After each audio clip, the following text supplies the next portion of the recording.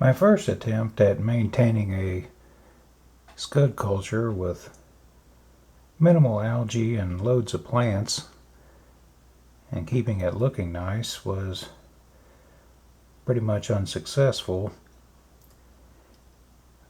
I got a lot of algae and even cyanobacteria towards the end before I decided to start over and repurpose that tank for other purposes. But this, the second attempt at a 10-gallon scud culture, is looking quite nice. It has minimal algae, and I've made it a bit more interesting by adding some ghost shrimp. I keep blanched bananas available for them at all times, just a small amount, so I wind up adding it every 3 or 4 days. And also on the 4th day I had a tiny bit of Fluval bug bite Pleco formula, and I found that both scuds and ghost shrimp consume that.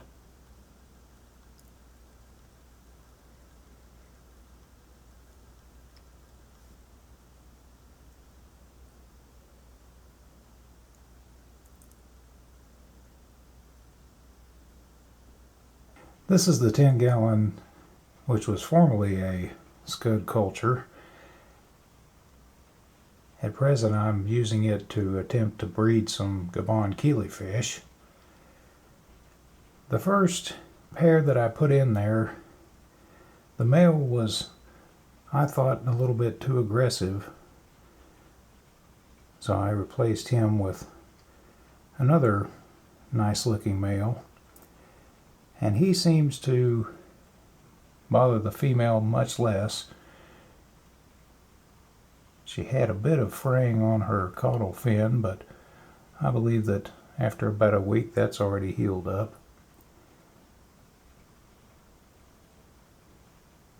I did add a Pleco hide and another tiny hide to the tank in hopes that she would have a retreat if she decided to use it, but I haven't seen her enter either hide.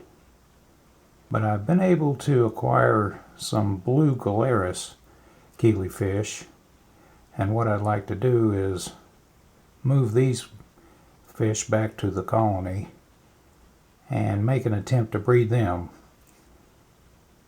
I've heard that most blue gularis on offer these days can reproduce without an incubation period for the eggs, so I'd like to try that first. And since they like to breed in peat moss, I'd like to turn the Pleco hide vertical and put peat moss in the bottom of that in hopes they will enter it and lay eggs there, and perhaps the eggs will hatch without having to incubate them. Here you can see both the hides that I stacked in this area of the hardscape.